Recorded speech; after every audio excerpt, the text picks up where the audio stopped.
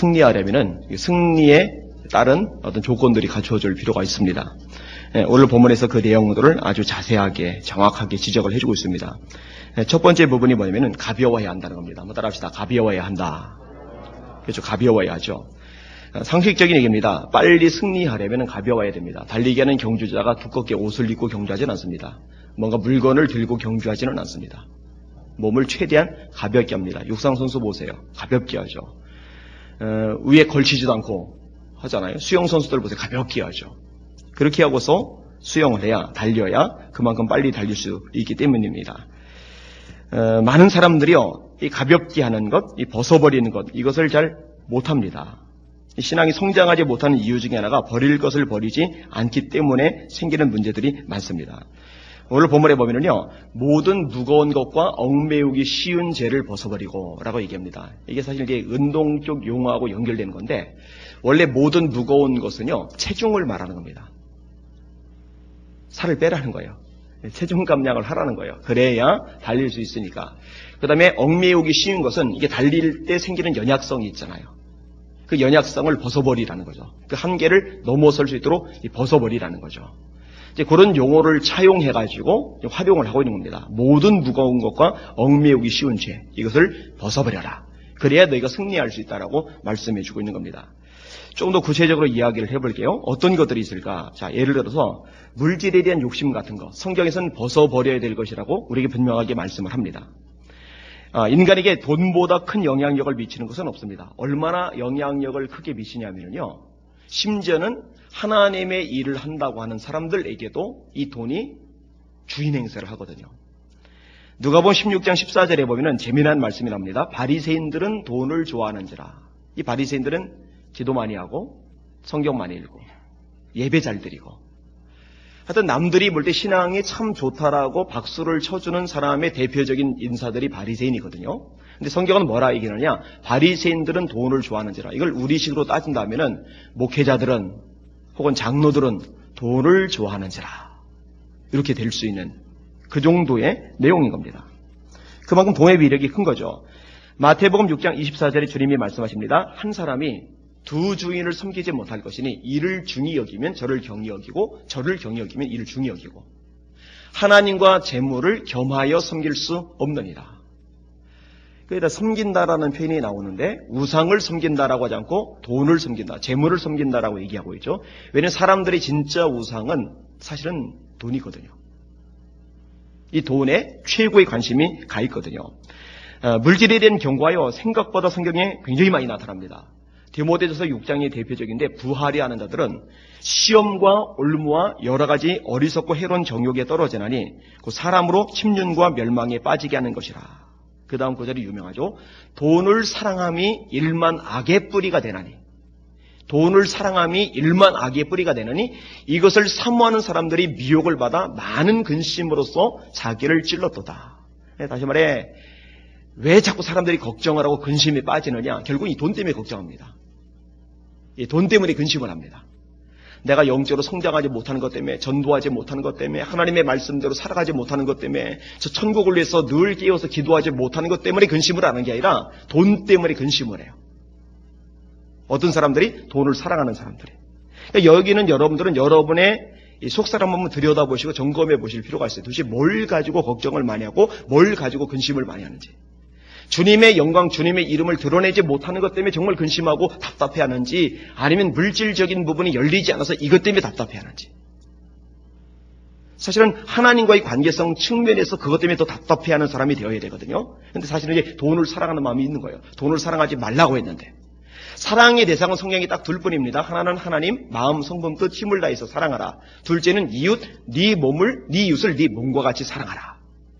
정말 사랑해야 될 대상은 하나님과 사람, 물질은 도구인데 물질을 사랑하고 하나님과 사람에 대한 사랑은 줄어들고, 이거는 이제 잘못된 것이고 벗어버려야 될 그런 모습인 겁니다.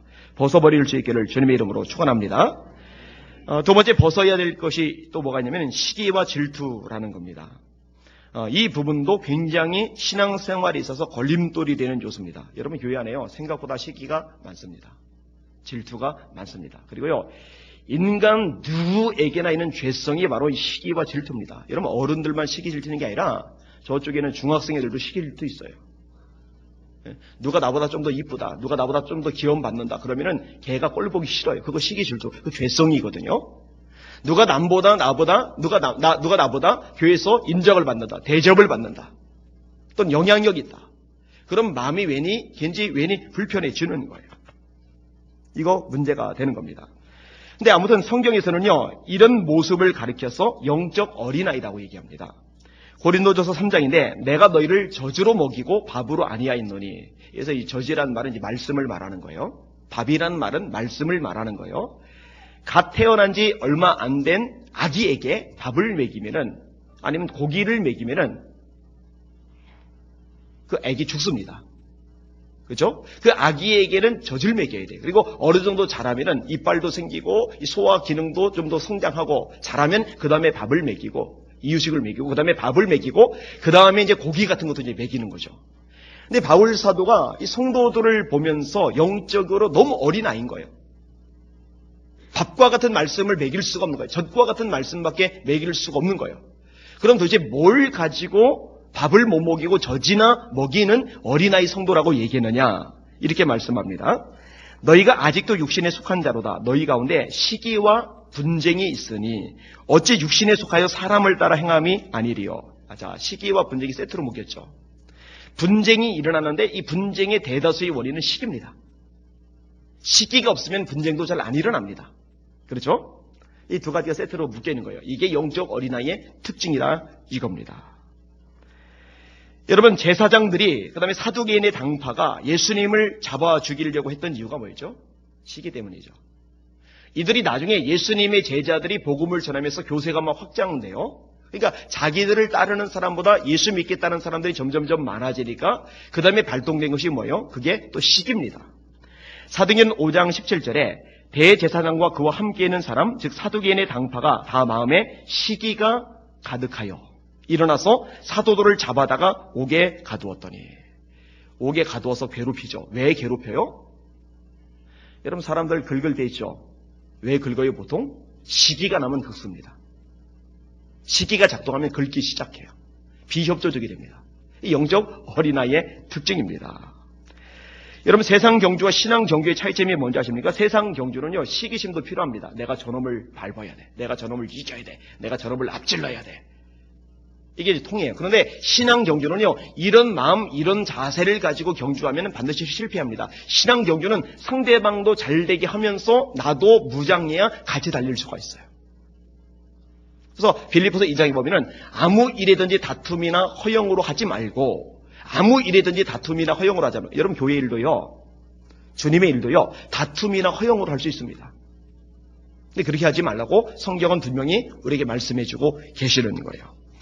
이 시기를 벗어버릴 수 있기를 주님의 이름으로 축원합니다. 세 번째로 옛습관 혹은 옛사람입니다. 여러분, 옛습관 같은 것들, 옛사람 같은 것들 여전히 남아있으면요, 이게 주님을 향해서 다름질하고 성장하는데 걸림돌이 됩니다. 이게 다람쥐 쳇바퀴 돌듯이 돌면서 어느 한계 이상으로 성장하지 못하는 사람들을 가만히 들여다보면요, 끊어버리지 못한 옛습관들이 남아있어요. 자, 예를 들어서 말을 함부로 하는 습관. 여러분, 신앙이 성숙되면 성령의 열매를 맺죠. 성령의 열매가 뭐가 있어요? 사랑, 희락, 화평, 인내, 자비, 양선, 충성, 온유, 절제. 슬기, 여진이. 자, 이런 9가지 열매가 있는 사람이라면 말을 좋아 있게 하겠죠. 여러분, 말을 참 잘해야 되는데 성경에 어떻게 얘기하느냐? 때에 맞는 말은 은쟁반의 금사과 같대요. 여러분, 은쟁반 그 자체로 값지죠. 거기에 담겨져 있는 그냥 사과보다 금사과. 얼마나 비싸고 값집니까? 근데 때에 맞는 말. 여러분, 성도는 때에 맞는 말을 잘 해야 되거든요. 어떤 말이겠어요? 은혜로운 말, 감사하는 말, 칭찬하는 말, 격려하는 말, 사람들을 세워주는 말. 이런 말을 할 줄 아는 사람은요, 보배 같은 사람들입니다. 여러분들 그런 보배 같은 사람들 되시기를 주님의 이름으로 축원합니다. 누추한 말이나 어리석은 말, 더러운 말, 이런 말은 너희 입 밖에도 꺼내지 말아라. 이는 성도의 마땅한 바라고 성경은 우리에게 말씀을 해주고 계세요. 어떤 사람은 술과 담배 문제를 벗어버리지 못해서 앞으로 나가지 못합니다. 여러분, 별로 유익하지 않잖아요. 술, 담배 하는 거. 이거 옛습관이거든요. 좀 하면 어떠냐 이런 생각들을 하는데 여러분 덕이 되지 않는다면요 유익이 되지 않는다면요 끊어버리는 것이 지혜입니다. 여러분 과실을 크게 잘 맺으려면요 아쉽지만은 끊어버려야 돼요. 가지치기를 해야 돼요. 만약에 다 남겨두고 무성해지면은요 열매가 요만한 것밖에 안 맺혀요. 상품성이 전혀 없게 돼요. 그런데 끊어버릴 것을 다 끊어버리면은요 좋은 열매가 무럭무럭 맺히게 되는 거거든요. 어떤 사람은 음란한 버릇과 이 생각을 벗어버리지 못해서 앞으로 나가지 못합니다. 어떤 사람은 게으른 습관을 벗어버리지 못해서 앞으로 나가지 못합니다. 여러분 제가 이 얘기는 자주 합니다만 신앙생활을 잘하려면 게으러서는 안 됩니다. 부지런하여 게으르지 말고 열심을 품고 주를 섬겨라. 이게 성경 말씀입니다. 따라합시다. 부지런하여 게으르지 말고 열심을 품고 주를 섬겨라. 여기는 여러분들요 이 시간 와서 예배를 드리면요 오는 시간 가는 시간 예배 드리는 시간, 금요일 날 같은 경우도 오는 시간 가는 시간 예배 드리는 시간, 금요일은 좀 더 길죠. 여러분 이런 시간들만큼 세상에서 예수 믿지 않는 사람들보다 또 예수 믿는다 하면서도 공예배 소홀히 여기는 사람들보다 그만큼 시간이 빠져나가는 거예요. 그죠? 그렇게 빠져나간 시간만큼 볼중하려면은요 힘들죠. 피곤하죠. 지치죠. 얘도 지금 대다수가 일을 하다가 피곤한 몸 가지고 왔잖아요. 이 시간에 잠을 자든지 누워서 리모컨 가지고 텔레비 채널 돌리면서 서핑을 하든지 이럴 수 있잖아요. 이런 것들을 내버려 두는 거죠. 하여튼 이 게으름이라는 것 이것도 습관인데 이것을 끊어버리는 것이 신앙 성장에 굉장히 큰 도움이 되는 거예요. 아무튼 지금 인용한 예들 이런 것들이 다 벗어버려야 될 것들인 거죠. 에베소서 4장이 이렇게 말씀합니다. 너희는 유혹의 욕심을 따라 썩어져가는 구습을 쫓는 옛사람을 벗어버리고 오직 심령으로 새롭게 되어 하나님을 따라 의와 진리의 거룩함으로 지으심을 받은 새 사람을 입어라. 옛사람은 벗어버리고 여러분 벗어버리시길 바랍니다. 새 사람은 입었고 새 사람 입으시길 바랍니다. 그게 하나님 앞에 참 복 있는 삶의 모습 태도인 겁니다. 자, 그 다음에 세상적인 미련과 관심 역시 마찬가지입니다. 여러분 세상에 재미있는 거 되게 많습니다. 우리 마음을 빼앗는 것들 되게 많습니다. 여러분 세상에 재미가 없으면요 세상에 마음을 뺏기는 그리스도인들이 생길 일이 없어요. 재미가 어차피 없는데 뭘 마음을 뺏기겠습니까? 근데 세상에 재미있는 거 많아요. 사실 돈만 있으면요 세상 진짜 살만합니다. 특히 우리나라 같은 이렇게 경제적으로 이렇게 발전한 나라, 온갖 편의시설, 제도, 시스템, 문화, 첨단이 잘 발달된 나라, 정말 우리나라 많이 발달했거든요. 이 대한민국 땅은요, 돈만 있으면요, 정말 재밌게 살 수 있습니다. 이거는 이제 저도 인정하고 여러분도 인정해요. 솔직히 그렇죠. 정말이에요. 정말 그렇다니까요. 재미없는 게 아니에요. 재미가 있어요. 근데 기억할 것이 있어요. 매력적으로 보이고 좋아 보이고 재밌어 보이는데 그것이 최종적인 결과에도 좋은 영향을 미치느냐? 그렇지는 않다는 거죠. 이런 마약하면은요, 좋답니다. 마약하면은요, 보고 싶은 게 보인대요. 듣고 싶은 게 들린대요. 여러분, 사람은 자기가 보고 싶은 거 보고, 듣고 싶은 거 듣는 거 원하는 바잖아요. 안 보고 싶은 거 안 보고. 그죠? 이 마약을 하고 나면은요, 상상으로 막 된대요. 실제로 되는 건 아니지만. 용기도 생기고요, 기분도 좋아지고요. 그런데, 결과가 좋아요? 아니요. 뇌가 손상이 되잖아요. 뇌가 파괴가 되잖아요. 이 마약 중독에 걸렸던 사람들 망가지는 모습 조금만 검색해보면 나옵니다. 아주 끔찍합니다. 이 사람이 사람 꼴이 아니에요. 정말 흉측하게 삐쩍 말라가지고 그래서 앓다가 죽어요. 좋은 게 아니라니까요.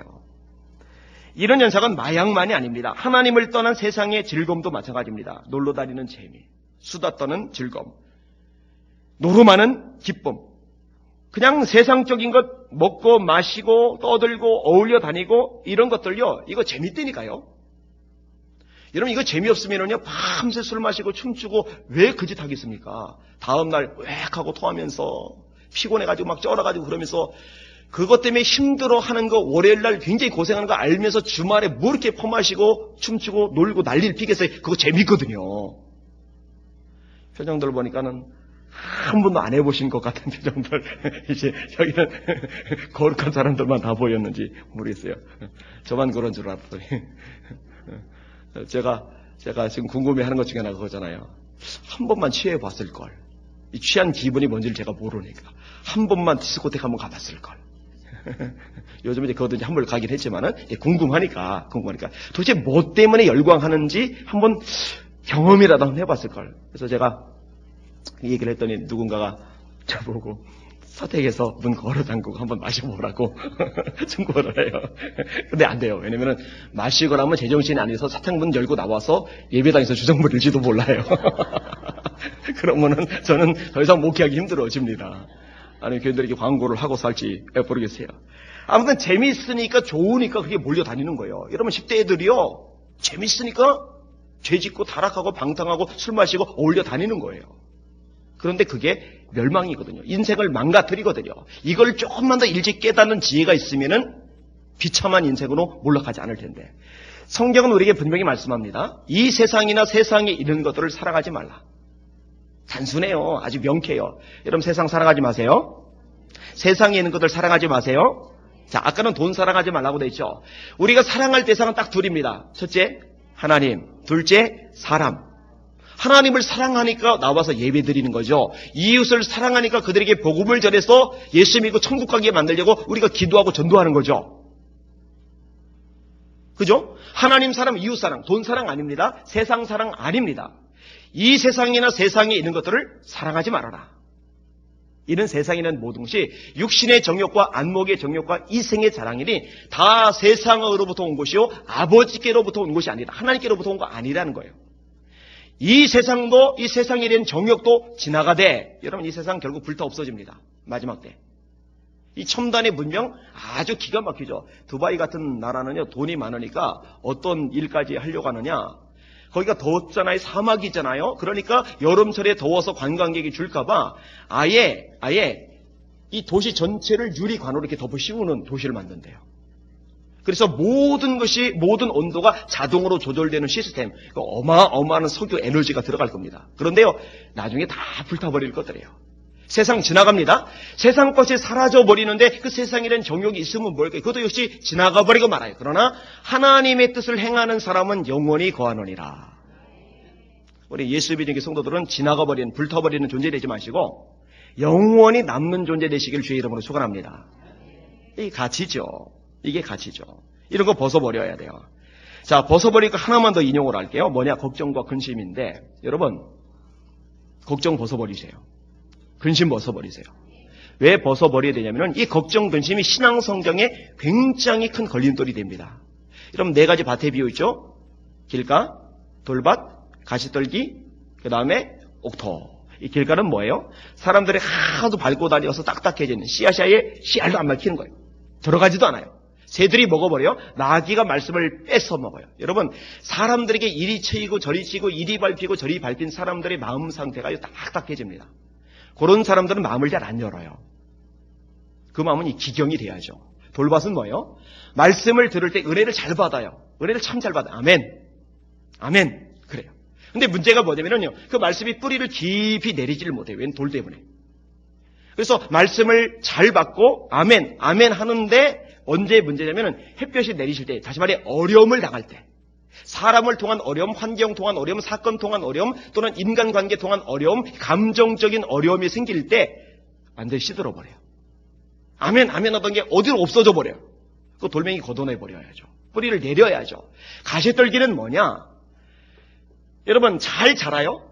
돌이 없으니까 뿌리도 깊이 내려요. 그래서 상당히 커요. 그런데 위에 가시가 있어서 눌러버리는 거예요. 그 누르는 가시 때문에 열매까지는 못 가는 거예요. 근데 하나님이 원하시는 건 뭐냐면 열매거든요.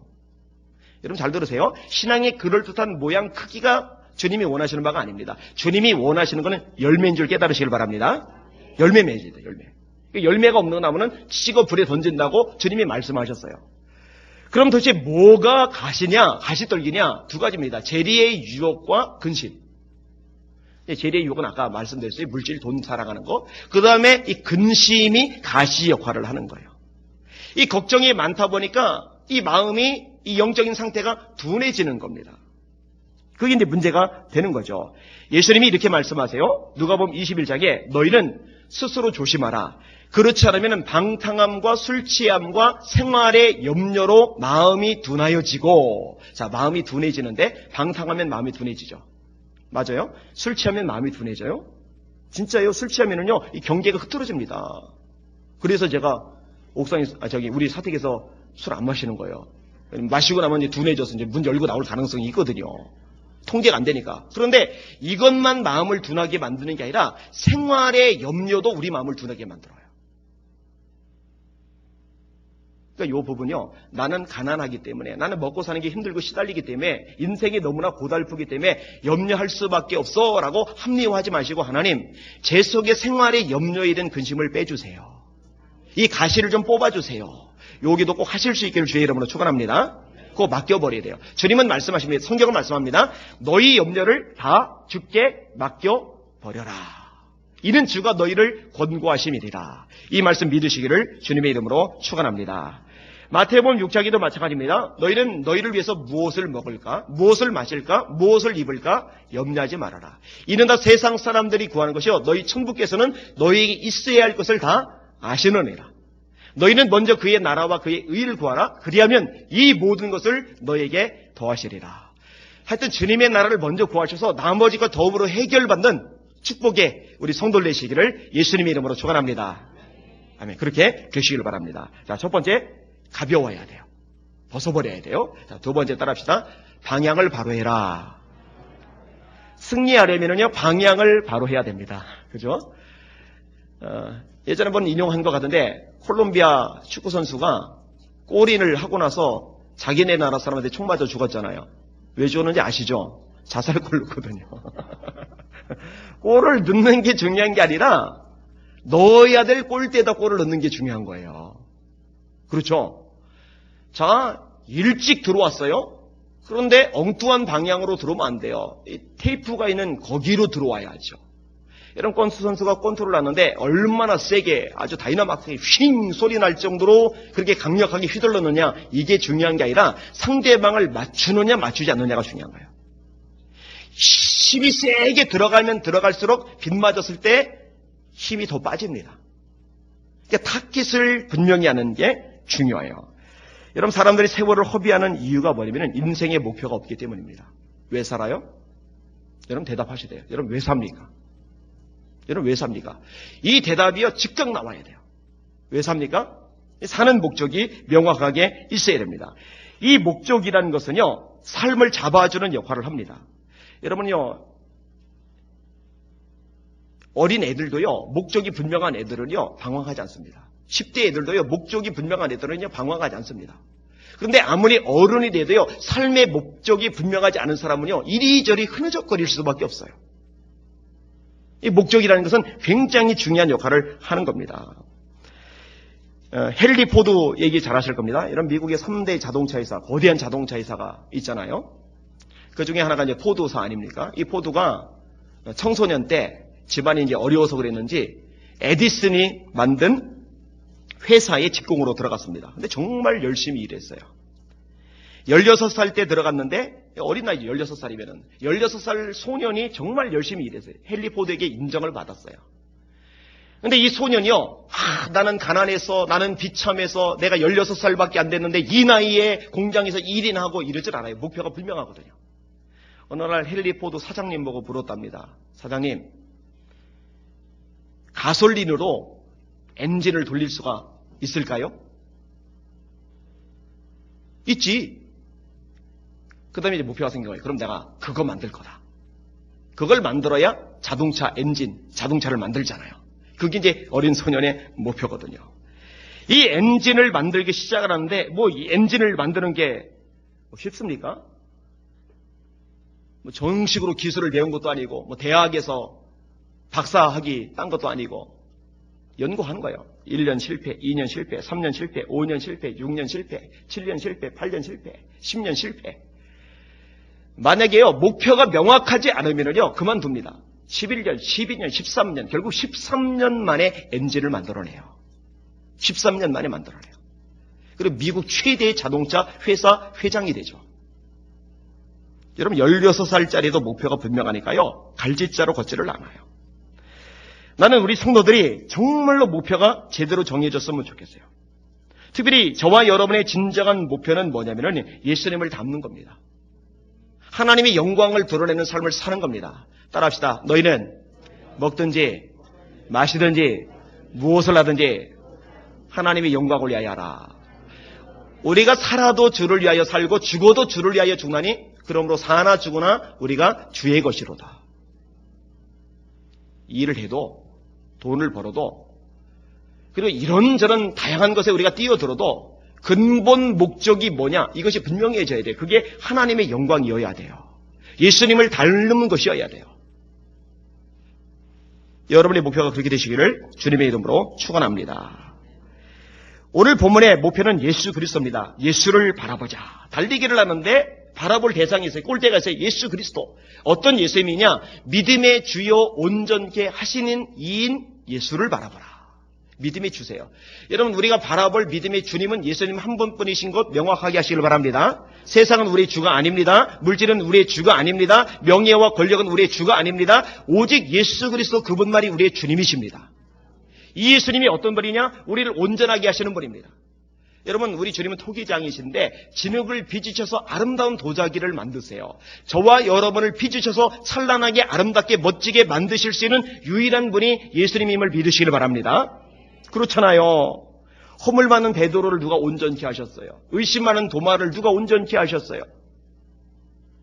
삭개오 같은 수전노를 누가 변화케 하셨어요? 계산적인 빌립을 누가 바꾸셨어요? 비난받는 세리 마태가 성경을 쓴 위대한 저작자가 될 줄 누가 알았겠어요? 누가 그렇게 만드셨어요? 예수님이 그렇게 만드셨단 말이에요. 믿음의 주여 온전케 하시는 이 믿음의 주여 온전케 하시는 이 예수를 바라보라. 어떤 예수님? 믿음의 주님. 어떤 예수님? 우리를 온전케 하시는 예수님. 저를 다듬으시고 여러분을 다듬으셔서 아름답게 놀랍게 위대하게 창조하실 수 있는 예수님. 그분이 저와 여러분의 목표인 겁니다. 그분에 대한 소개가 조금 더 나와요. 그는 앞에 있는 즐거움을 위하여 부끄러움을 참으사 십자가를 개의치 아니하시더니. 그 예수님 어떤 예수님이냐? 저를 위해서 여러분을 위해서 매 맞으신 예수님이에요. 가시 멜루가 쓰신 예수님이에요. 손고발에 못 박히신 예수님이에요. 빨가 벗겨진 채 망신당하신 예수님이에요. 물과 피를 쏟으신 예수님이에요. 그 예수님을 여러분의 삶의 목표로, 여러분 삶의 가치로 삼으시기를 주님의 이름으로 축원합니다.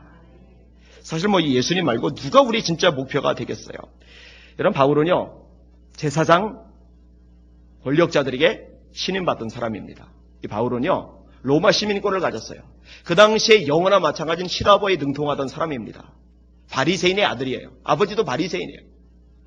하여튼 철학에 있어서 학문에 있어서 최고의 위치를 가지고 있는 존재입니다. 이 정도면은요 성공 출세는 보장된 겁니다. 뚜쟁이 아줌마들이 중매 설려고 50m 줄 설 만큼 백그라운드가 좋아요.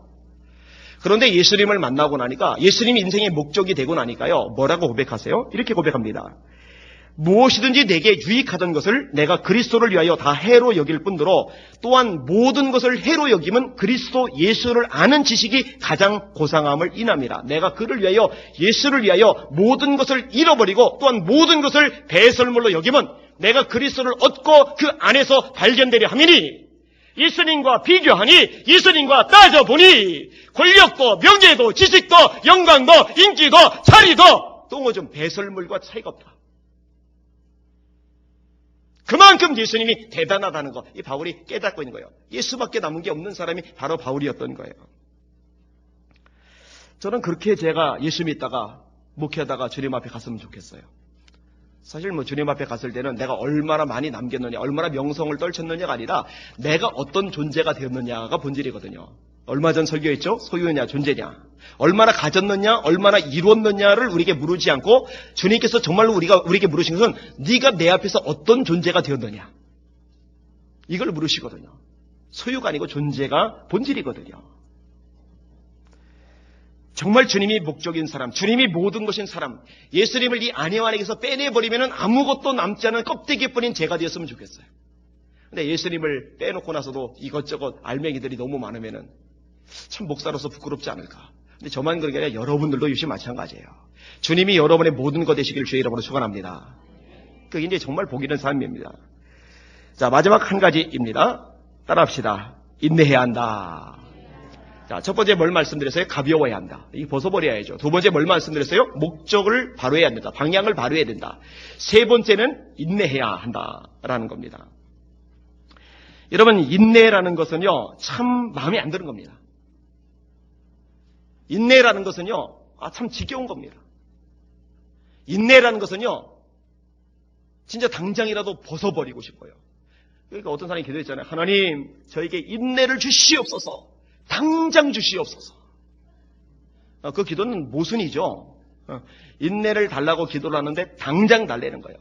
그럼 우리나라 사람들 특별히 인내하고는 거리가 멉니다. 자판기에 돈 넣고 단추 누른 다음에 커피 쏟아지기 전에 미리 손 놓고 기다리는 사람은 한국 사람밖에 없다고 할 정도로 급해요. 컵라면에 물 붓고 나서 진득하게 3분을 못 기다리고 미리 열어보고 한번 맛을 보고, 이게 한국 사람 진짜 급해요. 얼마나 급한지 몰라요. 좀 웃기는 얘기입니다만 남자들 화장실에서 볼일을 보고서 지퍼를 다 올리기도 전에 올리면서 걸어 나오는 게 한국 사람들이랍니다. 급해요, 급해. 이런 얘기 되게 많아요. 그러니까 인내라는 거 얼마나 어렵고 힘든 것인지 몰라요. 특별히 여러분, 신앙의 경주를 하는 사람은요, 어려움이 있습니다. 마귀는요, 이미 자기 수와 있다라고 판단되는 사람, 자기가 마음대로 조정할 수 있다라고 결정을 내린 사람에게는요, 더 이상 어쩌지 않습니다. 내버려 둡니다. 왜냐하면 내버려 둬도 어차피 조정할 수 있거든요.